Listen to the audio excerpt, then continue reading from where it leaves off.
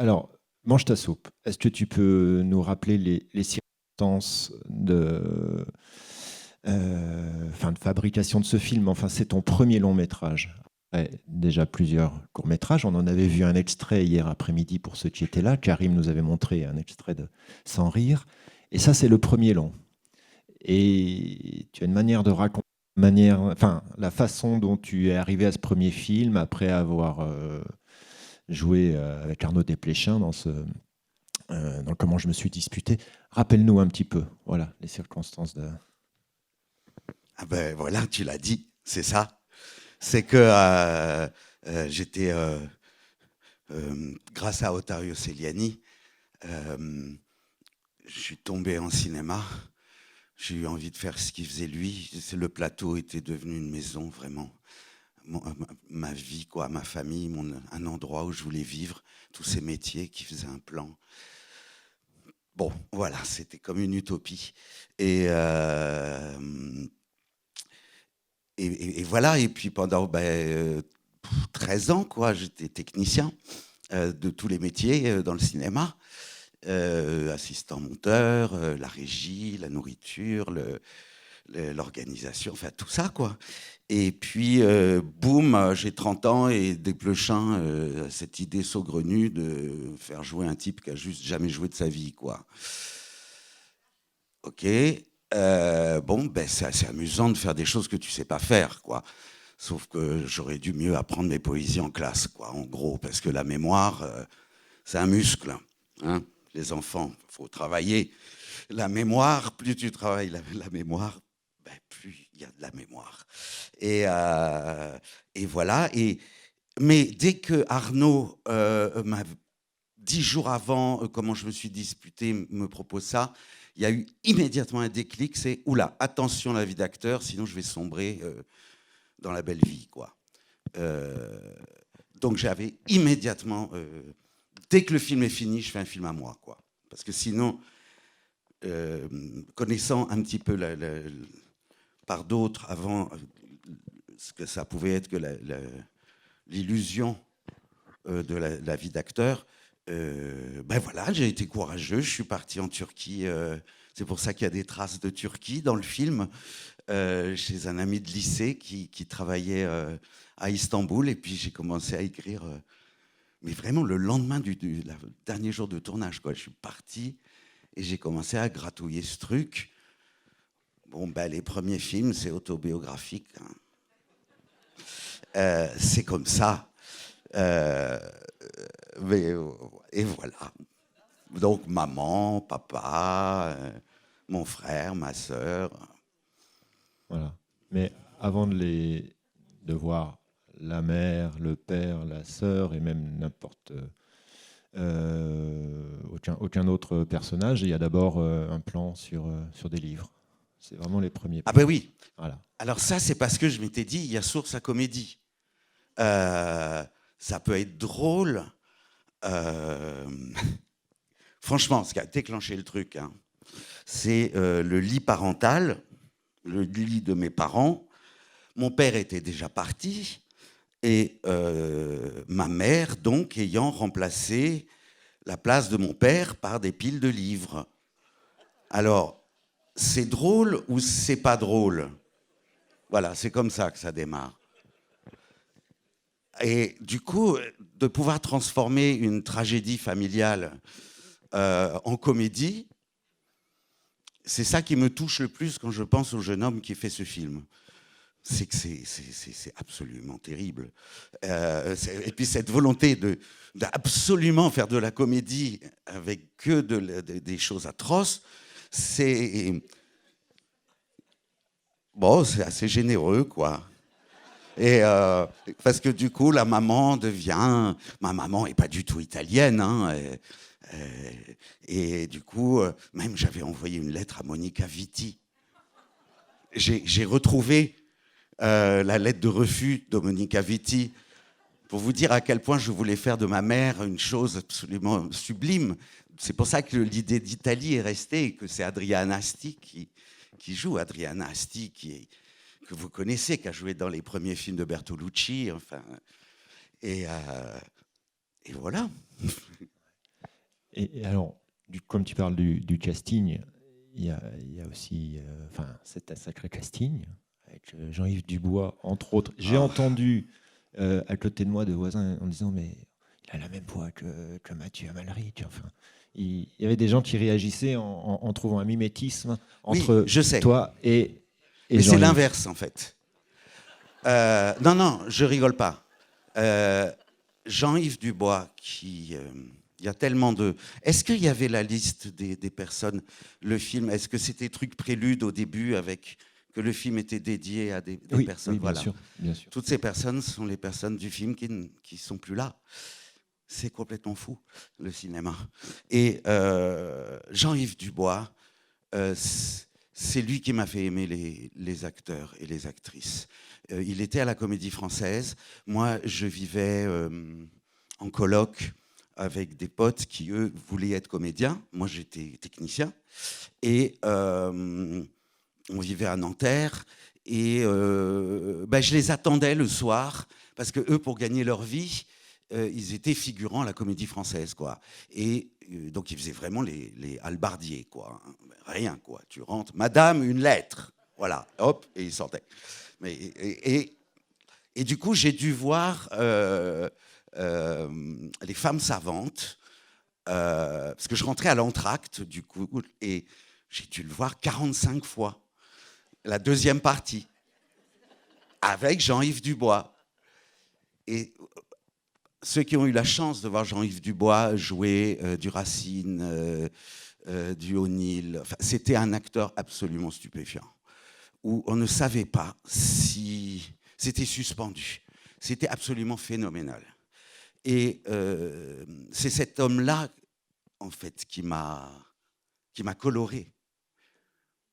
Donc c'est moi qui joue comme lui. Et je déconne pas. Je pense que j'ai été profondément marqué par cet homme. Et après, il a joué beaucoup avec Jeanne Balibar quand elle était à la Comédie Française. Et oh, voilà. Et, et cet homme a eu une vie absolument tragique. Et il a fait tellement d'efforts pour arrêter de boire le temps de ce tournage, vous voyez. Et voilà. Et c'est vraiment comme ça que ça s'est passé. C'est la vibration de Jean-Yves qui a dû être totalement indélébile pour moi. Et si on tant qu'on est sur le casting, il y a aussi ceux qui jouent le père, Laszlo. Laszlo. Ben oui, alors Laszlo, mon père le connaissait, on s'était croisés. C'était quand même, c'est chouette cette mythologie. Et c'est ça, je pense, c'est pour ça que je dis que c'est un film généreux où tu essayes de transformer tes parents en une forme de dieu, de déesse, de choses un petit peu héroïques tout de même. T'imagines une rencontre dans un ascenseur, puis comment ils se parleraient. Forcément. Passer une vie ensemble et puis se séparer. Un enfant qui est mort, comment tu t'en remets, etc. Donc, je m'étais mis à leur place, quoi.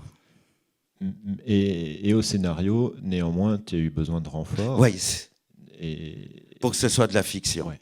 Pour vérifier que ça pourrait être intéressant. Ferrand, Jeanne Balibar, Pascal oui. Ferrand. Oui. Pascal est venu comme une détective, quoi, pour qu'on soit réellement dans une narration, construction autobiographique, mais partageable. Ça a été bon, ça, de faire ça. Ouais. Oui, parce que ce qu'on comprend là, c'est que la comédie, c'était un gros pari et tu n'étais pas forcément tout à fait sûr de toi. Non, la comédie, j'en étais sûr. De toute façon, c'est un réflexe de survie. Non, le ton. D'où le fait que j'ai été très inspiré par cette gigue de Bach, comme ça, comme un truc d'entémologiste, où vous touchez à peine, comme ça, une sorte de distance. Il ne faut pas toucher, il ne faut pas plonger, sinon sinon tu vas crever. Donc il faut que tout le monde s'enfuit, quoi. Et donc ça, si, je savais que les livres, cette caverne mangée par les livres, toute cette littérature engloutie, avec toutes ces finesses, qui est inapplicable dans la vie quotidienne, enfin, où ça va, toutes ces subtilités? Pourquoi ça ne s'applique pas dans la vie? Et ça a toujours été un mystère. La grande délicatesse des articles de ma mère et l'incapacité à savoir exprimer son amour qu'elle avait, ça c'était quand même un mystère pour moi, ce décalage entre la littérature. Donc du coup je me suis dit, les livres, on va en faire une espèce de masse, quoi. Donc mange ta soupe, et puis ça se recrache. C'est pour ça que je m'amusais à ce que chaque fois qu'il essaye de vider les livres, et puis ça re-rentre. C'était un peu la réalité, hein. J'ai tourné chez ma mère, hein. C'est chez ma... Enfin, moi j'ai vécu... Ouais, j'ai vécu 1 an et demi, là, hein, pas plus. Je suis parti à 17 ans, quoi. Mais chez ta mère avec un peu un travail de décor ou pas du tout? À peine, hein. Non, à peine. Franchement, à peine. La seule scène compliquée, c'est lorsque elle se fait... quand la bibliothèque se décolle, où il fallait mettre que des livres en polystyrène. Donc ça a été long. Faut pas qu'elle se blesse. Je propose au public de réagir, poser vos questions, là au milieu, à Mathieu. Sur le terrain de la comédie, je voudrais poser la question, est-ce que Philippe de Broca a eu une influence? Parce que le coup de la danse, cette espèce de maison comme dans Le Farceur, pour moi, il y a un vrai clin d'œil. Voilà. Eh ben, j'y ai pas pensé. Mais vous avez raison, Philippe de Broca est un cinéaste trop méconnu. C'est extraordinaire, quoi. Et ouais, c'est vrai. Mais j'ai pas pensé consciemment. En tout cas, je crois que j'avais pas vu le film à l'époque en plus, parce qu'on était snobs, nous, hein. Évidemment. On était, oui, la pire génération d'auteurs des années 90. L'émotion, c'est sale, c'est TF1, etc. Enfin bon.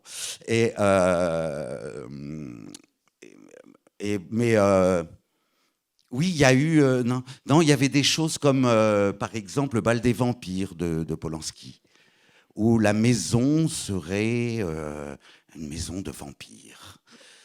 Et je vous jure, vraiment, ça, c'est sur la déco... je regrette un petit peu parce que on voulait mettre de l'ail partout.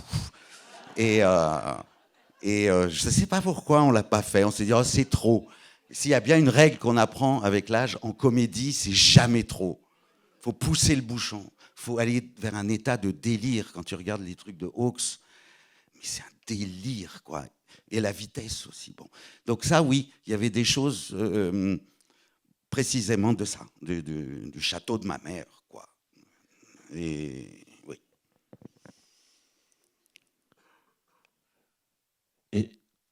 Et en t'écoutant et en revoyant le film et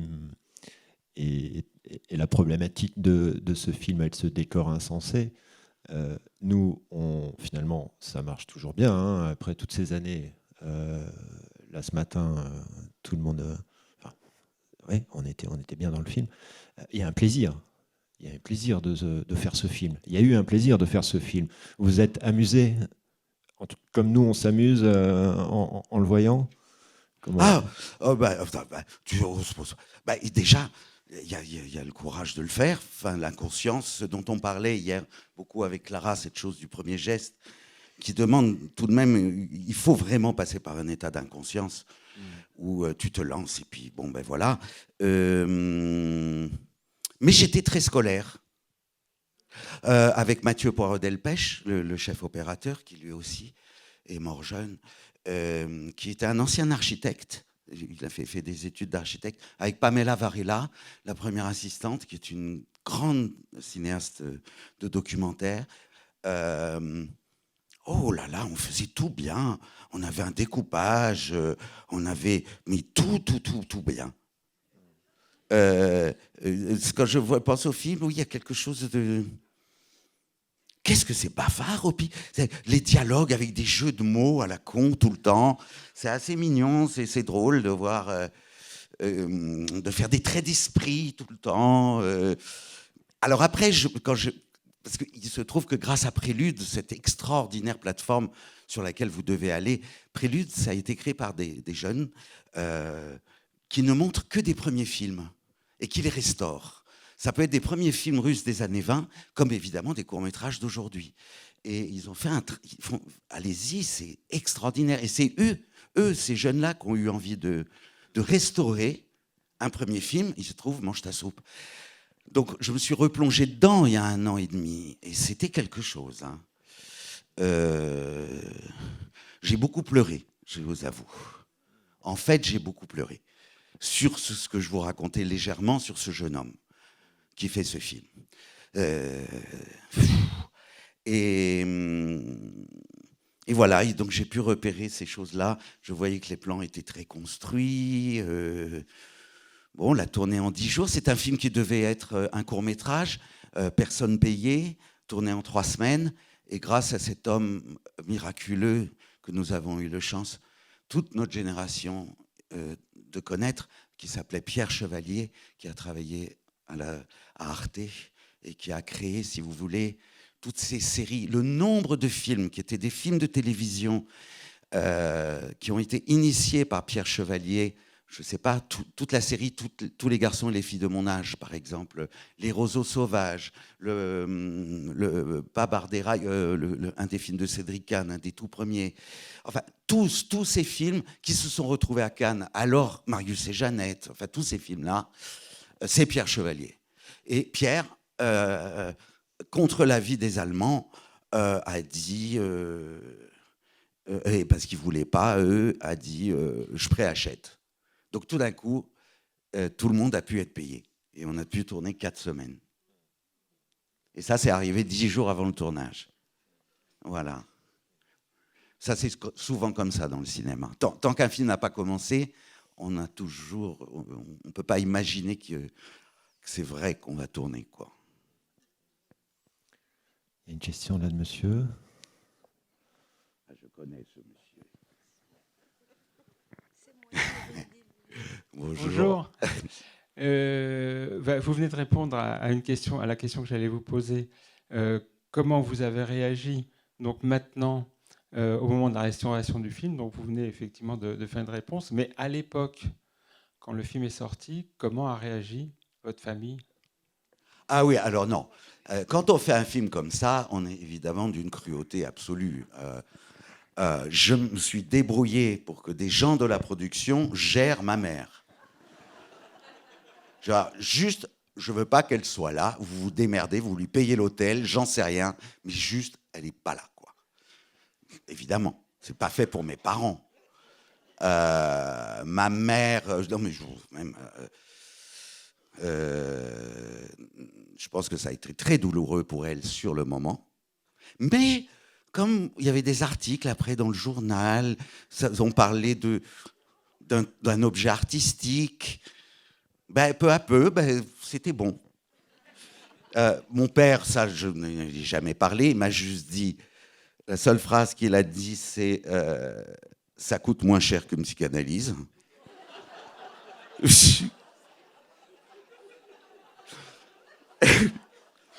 Et voilà. Mais sinon, c'est pas fait pour ça, quoi. Mais ce film est plein d'amour.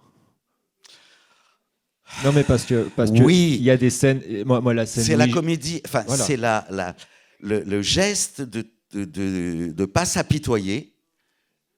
Parce que sur une histoire comme ça, tu peux faire un truc. Et donc, c'est plutôt ça qui est. En effet, il n'y a pas d'apitoiement. Et il y a. C'est pour ça que je voulais laisser chaud sur le théâtre à la fin, etc. Parce que ma mère m'a fait connaître le théâtre. Ma mère m'a tellement emmené au théâtre. Et je lui dois tant de tout ça. Et Et voilà, et donc cette table de la fin, ça peut être une pièce de théâtre avec tout le monde qui s'en va. On a beaucoup pensé au théâtre. Même, je me souviens d'Arnaud Despalières qui m'avait dit ben, c'est du théâtre, peut-être un jour tu vas faire du cinéma. Et ça m'avait vraiment marqué, d'où le stade de Wimbledon, où je me suis dit, là, il faut que je prenne n'importe quoi et il faut que ce soit que du cinéma. Non, c'était quelqu'un que j'aime beaucoup, Arnaud. Heureusement qu'il y a des gens comme ça qui vous font... où il y a de la dialectique, quoi. C'était une vraie question. Mais sûrement que j'avais besoin du théâtre pour faire de la comédie dell'arte. Et donc que ces personnages soient un peu des typologies, des faux, comme ça. Elle est d'où l'Italie. Elle est complètement... Elle est belle, quoi. J'ai ramené des harengs, je ne sais pas quoi. Enfin, c'est complètement... Je la rêve ou pas. Moi, je me souviens que cette scène, c'était ça, c'était... Elle est vraiment rentrée, ou je suis en train de rêver ma mère, là, qui...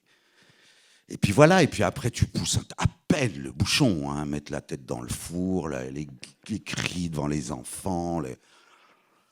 Bon, ben ça, c'est de l'hyperréalisme. C'est pas... Mais à un moment donné, il le dit, ou il fait allusion, il dit, enfin, il est question de la sauver. Ah oui, mais ça, c'est ça. Alors ça faisait partie de la comédie. Évidemment, c'était un geste qu'avait détecté, je crois, Pascal Ferrand, quand on cherche des mouvements comme ça. Et c'était le drame de vouloir sauver sa mère. Hein? C'est drôle parce que là, je suis en train d'écrire un truc et puis il y a un titre qui m'est venu ce matin, en regardant les paquets de clopes d'ailleurs, où il y a écrit Fuma Mata ou des trucs comme ça. Et donc, et là, c'était autour du vivant, des animaux. Et à un moment, je me suis posé la question et j'ai mis Care Kills. Ce mot américain, le care, tu sais. T'as juste envie de les flinguer, quoi. Il y a un moment... La question du care... est-ce que vraiment c'est de l'amour? Voilà. Donc là, le geste de sauver sa mère, je pense qu'il est ambigu. Donc voilà, c'est ça. Quelque chose. Parce que, quand même, j'adore quand le médecin sort, je me souviens de ça, j'étais très content. Enfin, quand il dit, vous avez de la chance, enfin, non, vous voulez dire, elle a de la chance. Attends, j'ai entendu ce que j'ai entendu, là, on sent que Jeanne, elle le fait super bien, genre, oula, mais putain. Ouais. Est-ce que vous voulez encore réagir sur le film? Madame? J'ai trouvé une phrase aussi ce matin. Parce que là, c'est pour ça que je ne suis pas venu, comme ça, on peut continuer des rétrospectives. Rétrospectives, c'est bien gentil, mais il faut bien continuer à faire des films. À un moment, il faut les écrire, tu vois. Et attends, j'avais trouvé une phrase de Deleuze, où Deleuze cite Godard. La mer, est-ce que c'est un visage ou un paysage? Est-ce que c'est un paysage ou une usine? Une phrase de Godard citée par Deleuze. C'est sur la visagéité, voilà, comment le visage, tout un truc de Deleuze assez poilant. Non, c'est vrai. Mais c'est des choses toutes simples, en fait. Après, tu te le mets en langue parlée. Mais voilà, le fait qu'un visage est une représentation sociale, enfin. Oui, moi, ce que je voulais dire, c'est que ce qui m'a frappé, c'est avec le film hier sur Serre-moi fort et celui-là, Oui. Il y a quelque chose de la maison. Oui. Et là, on est dans le trop-plein avec les livres. Enfin, ça déborde, vraiment, on est dans le trop-plein. Et hier, dans la maison, il y a une forme, comment dire, cette maison, elle est, je ne dirais pas stylisée, elle est habitée, mais en même temps, elle n'est plus habitée. Donc voilà, ça m'a frappé le parallèle. Et là, j'avais cette chose-là à vous dire sur la maison, l'importance de la maison et comment vous la traitez tellement différemment dans les deux cas. Et la deuxième chose qui m'a frappée, alors là, c'est par rapport au premier film, l'interview, qui a été fait dans le même temps. Oui, je ne sais plus quand on l'a fait. Les années sont 96-97. On est Ouais, voilà. Ça doit être ça. Et alors, ce qui m'a frappé, moi, c'est les avoir mis en parallèle. C'est parce que, justement, là, dans ce premier film, on est dans une forme d'épuration, de division. Il y a le son, l'image, qui sont... Enfin, tout le contraire, finalement, de ce qu'on voit dans cette maison. Et voilà, j'ai trouvé que c'était marrant d'avoir fait ce parallèle. C'est vrai. Pourtant, pour préparer l'interview... qu'est-ce que j'ai dû étudier et me plonger dans des livres, Il n'y avait pas trop Internet à l'époque, tu ne pouvais pas facilement trouver des images, des choses. C'était un travail de bibliothécaire que j'ai fait. Parce que Xavier m'avait dit, gave-toi d'Ava. Et du coup, j'improvise, en fait. La scène où il parle à son collègue dans le bureau avant de partir, mais ça, c'est des trucs que j'avais... Non, mais non, mais c'est ça qui est super. Xavier aime tellement les acteurs, quoi. Et l'interview,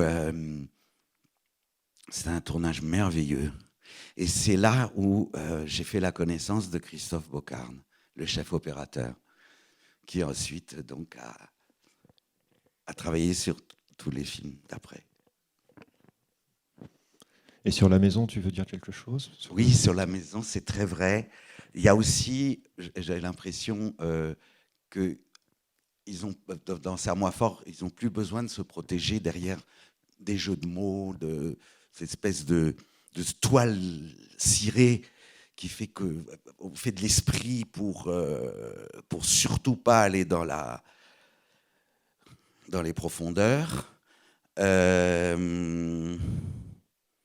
Je sais que le stade de Wimbledon a vraiment été une réaction aussi.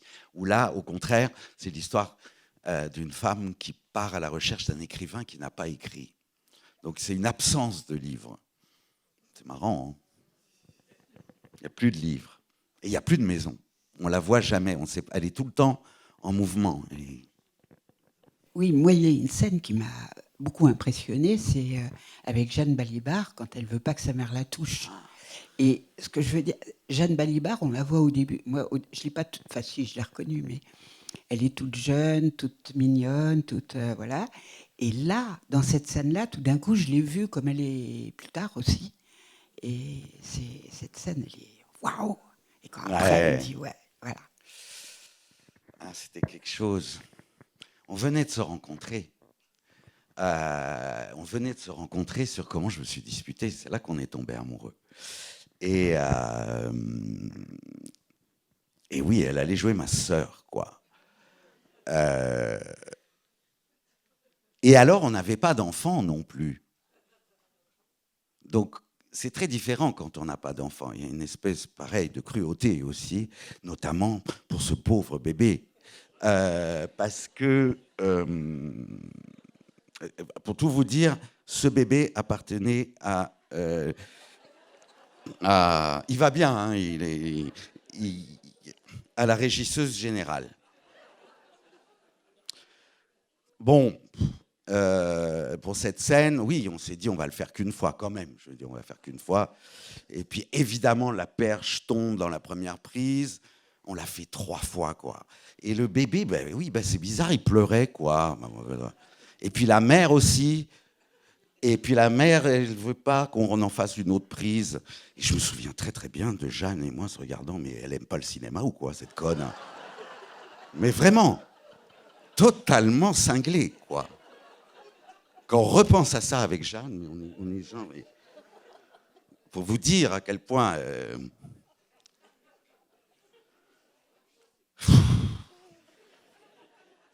Mais... Voilà, après, quand le film est sorti, vous parliez de la sortie, Antoine, venait de naître. C'était septembre. Il est sorti en septembre 97. Antoine est né en septembre 97. Donc, à l'avant-première, Jeanne, elle était pendant l'avant-première. Et ouais. Mais j'aime bien, par exemple, ça me touche. Voilà des choses comme ça qui me faisaient pleurer aussi. C'est de voir Jeanne qui n'est pas encore maman et qui chante cette berceuse, qui est la berceuse qu'on lui chantait à elle, que lui chantait sa grand-mère en fait. C'est joli de voir ça. Vous parlez de lait, justement. Du coup, c'est quoi cette histoire de lait de lait, le lait maternel? Ah ben. Et puis j'ai une autre question. Oui. Allez-y. Ouais, parce qu'il y a une scène d'une violence incroyable. De toute façon, le film est très violent, mais il est très drôle. Donc c'est vrai qu'on pourrait pleurer tout le temps. Hein. Et la scène où ma mère n'est pas folle, où l'ordinateur valse par la porte, c'est une phrase de fils chevaleresque par rapport à sa mère, ou de fils qui en a vraiment ras-le-bol de recevoir des cartons? Ah, il est chevaleresque là. Non, ben là, il est dans le... Voilà, je sauve ma mère. Le lait, c'est pas une histoire. Tout est absolument vrai. J'avais fait des grands... Ben c'est en Turquie que j'ai appris ça, en fait. Il y avait réellement un virus qui a fait que, malheureusement, les femmes qui donnaient leur lait ne pouvaient plus allaiter leurs enfants parce que ça propageait des maladies. Et donc l'OMS devait s'occuper de ça et envoyait donc en Turquie des kits d'allaitement, putain, pourtant j'ai connu ce truc-là, bordel, le tire-lait, merci. Donc c'est absolument réel. Après, évidemment, ça m'amusait qu'il est chez sa mère et qu'il doit s'occuper de problèmes Attends, ma mère était enceinte de moi, c'est pas possible. De toute façon, ça, c'est pas possible. Je peux pas naître de elle. C'est pas possible. Donc, bon, pour moi, c'était comme ça, sans pousser trop, mais je trouvais ça, le pauvre gars qui se retrouve avec des problèmes d'allaitement. Mais c'est ça, l'OMS. C'est absolument passionnant, hein. Il y a un nombre de comment tu résous une maladie dans une région. Et l'autre truc, l'ordinateur, oui, c'est ça, c'était chevaleresque. Il faut savoir que l'homme qui joue le rédacteur en chef, c'est tout l'inverse. C'était un immense écrivain absolument incroyable qui venait du Songau, alsacien, qui s'appelait René Henny. Je vous conseille chez 10-18, même son premier livre, vous pouvez commencer, ça s'appelle La gloire du vaurien. Il a été un metteur en scène de théâtre, un écrivain de théâtre. Dans les années 70, il avait le théâtre de Lutèce avec Judith Magre. Il était absolument incroyable. Et cet homme a changé ma vie, si vous voulez, parce qu'il m'envoyait en vacances. Mes parents l'ont connu. Il louait l'appartement où on était né, rue Broca, quand on était parti après aux États-Unis et tout, à René et à son mec. René était homosexuel et c'était fou, quoi, de vivre avec ce type. Donc c'était drôle que ce soit René, paria des critiques, parce que tous ses livres... chiait sur la critique, sur tout le monde. Vraiment, vous pouvez retrouver des images sur l'INA, vous verrez, c'est des figures absolument incroyables, quoi. Donc c'est une figure de mon enfance, et c'était drôle qu'il soit en position de pouvoir. Voilà. Merci. Bonjour. J'avais une question, là, je voulais revenir sur l'interview. Voilà, j'ai quelques questions de retard, mais vous avez parlé d'un grand travail de recherche avant le film. Vous avez pu parler avec Jean-Jacques Bernard, parce que c'est tiré d'un de ses souvenirs? Ah oui, absolument, c'est une vraie histoire qui est arrivée à Jean-Jacques Bernard, qui était un journaliste de première, hein, je crois. Et c'est Jean-Jacques qui a raconté cette histoire à Xavier. Non, je n'ai pas rencontré Jean-Jacques Bernard. j'ai vraiment juste fait un travail à la source sur Ava Gardner. Quelqu'un qui prépare très sérieusement une rencontre avec Ava Gardner, quoi. Donc tu bosses. Donc je me suis mis plutôt dans cette situation-là, et qui travaille son English. Ça, c'est très drôle sur le ferry. Ben oui, il n'y avait pas l'Eurostar à l'époque.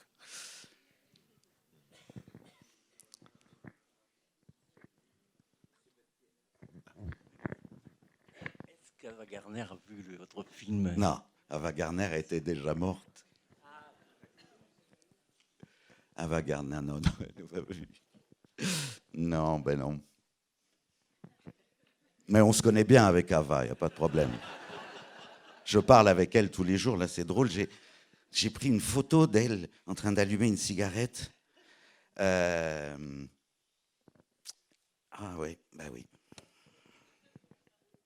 Et tu te souviens qui interprète Ava Gardner? Non. Ah oui, qui fait la voix? Non, ça je sais pas. Ça c'est le boulot du réalisateur. Non, Bien sûr, mais c'est oui, je ne sais pas qui a fait la voix. important. Oui, c'était important, mais sur le tournage, c'était Xavier qui me faisait les réponses assis par terre. Ça venait pas de l'interphone. Et maintenant, c'est toi qui es de l'autre côté, qu'on vient interviewer. Ah oui. Oui, mais tu vois, quand même, je suis rentré dans la pièce, je ne suis pas resté dehors. Ah non, on aurait pu le faire en visio depuis chez l'habitant. Non, tu n'es pas comme ça. Et merci. Ah, il y a encore une des mains qui se lève là-haut. Bonjour. Bonjour. Vous êtes fumeur? Oui. Et je ne sais pas pourquoi, parce que j'ai été fumeuse, je me suis arrêtée, puis j'ai recommencé, etc. Et maintenant, quand je regarde des films de cette époque-là, là, vous fumez tout le temps. Vous fumez tout le temps, et votre personnage... Ah, dans l'interview? C'est vrai? Dans l'interview, et dans le film aussi, lui, il filme. Ah oui, il fume oui, tout le temps. oui. Alors, est-ce que maintenant, dans les films que vous faites, je crois que les gens fument moins. On voit moins de gens fumer au cinéma. Non, et puis ça... surtout quand vous réalisez, oui. La cigarette doit vraiment raconter quelque chose. C'est un geste. Par exemple, oui. Avec Vicky, pour oui. Serre-moi fort, oui. la question de la cigarette. Eh ben non, on s'est raconté que, en fait, c'est elle qui s'est raconté ça. Elle n'est pas fumeuse. Quand elle fume, c'est pour penser à lui. Elle allume une ou deux fois une cigarette. Oui. C'est comme un cierge. Elle pense à Marc, qui fumait. Voilà, c'est comme ça, d'où le briquet dessiné par l'enfant. Voilà, que la cigarette raconte quelque chose. Mais sur la cigarette, là, maintenant que vous me le dites, vous vous rendez compte que je ne fumais pas avant. Et que c'est uniquement parce qu'on s'est rencontrés avec Jeanne, qu'on était amoureux, qu'on s'est mis à fumer tous les deux, pour se plaire, sur l'interview, à 29 ans. Sur l'interview, c'est pas possible que vous ne soyez pas fumeur. C'est pas possible. Bah, oui, mais j'ai tourné après. Ah oui, pardon. Après avoir rencontré Jeanne. Oui. On s'est mis à fumer à cause de Desplechin, parce qu'à l'époque, il faisait 60 prises, on tournait 3 mois. Et donc, tu clopes tout le temps, donc comment je me suis disputé, c'est juste pas possible. Et je me suis mis à fumer là, et puis après avec Jeanne, quand on regardait la nuit, après avoir fait l'amour, on regardait un film de Marguerite Duras, n'est-ce pas? Et voilà, c'était à peu près ça, donc on fume. C'est tellement plus... On était dans un film, on est amoureux, Et là, voilà, c'est comme ça que la cigarette est restée. Ouais. Mais elle disparaît, n'est-ce pas, au cinéma maintenant? Ah mais bien sûr, elle disparaît. Ouais. Non, mais et puis il faut vraiment que ça raconte quelque chose. C'est intéressant. C'est pas juste une habitude. Mais il n'y a pas que dans vos films. Hein. Donc, quand on regarde le cinéma, bien sûr, on se rend compte que dans, enfin, il y a, je sais plus quel film avec. On parle d'Alain Delon en ce moment, on n'arrête pas d'en parler justement. Qui ça? un monsieur qui a fait du cinéma pendant quelque temps et qui n'est plus de ce monde, paraît-il. Mais et c'est vrai que je me souviens d'un film où il filme tout le temps. Mais oui, mais... Voilà. Mais c'était ça. Attendez. C'était ça le cinéma à l'époque. Ben, évidemment. C'était les westerns. Vous regardez Droit de réponse, c'est à pisser de rire. Oui, absolument.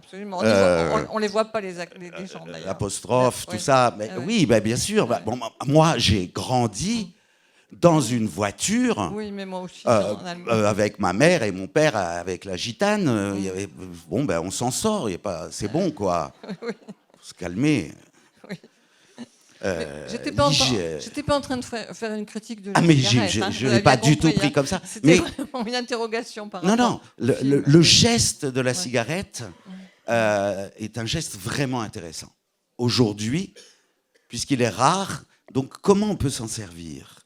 Et je sais que pour Serre-moi fort, voilà, on s'en sert pour une ou deux choses.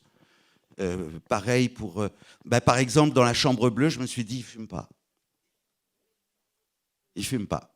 C'est pas intéressant, la cigarette. Alors que, voilà. Dans Tralala, on fume pas. Je sais pas comment vous dire. À un moment, ça fait du bien de pas être encombré. On peut faire d'autres choses, du coup, avec ses mains. Ça prend beaucoup trop.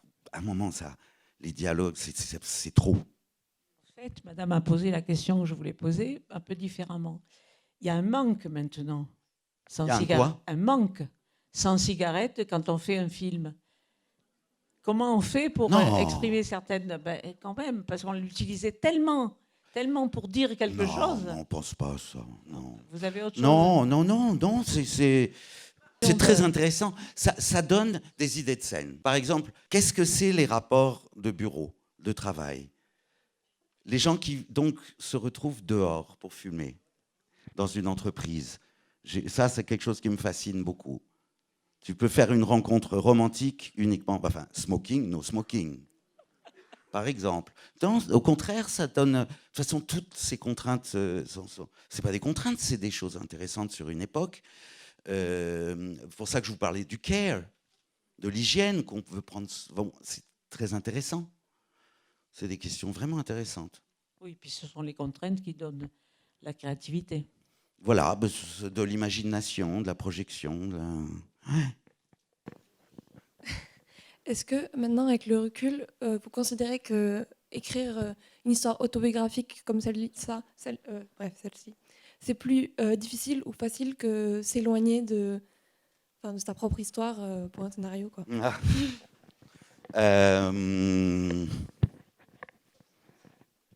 Non, je ne sais pas.